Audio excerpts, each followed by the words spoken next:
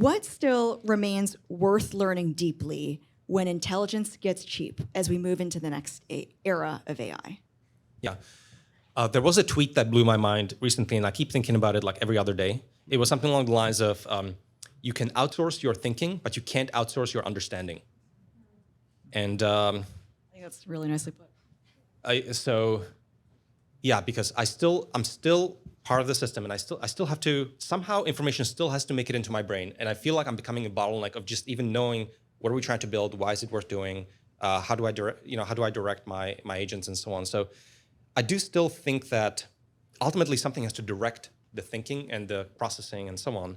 And that's still kind of fundamentally constrained somehow by understanding. And this is one reason I also was very excited about all the LLM knowledge bases, because I feel like that's a way for me to process information. And anytime I see a different projection onto information, I always feel like I gain insight. So it's really just a lot of prompts for me to do synthetic data generation kind of over some fixed data.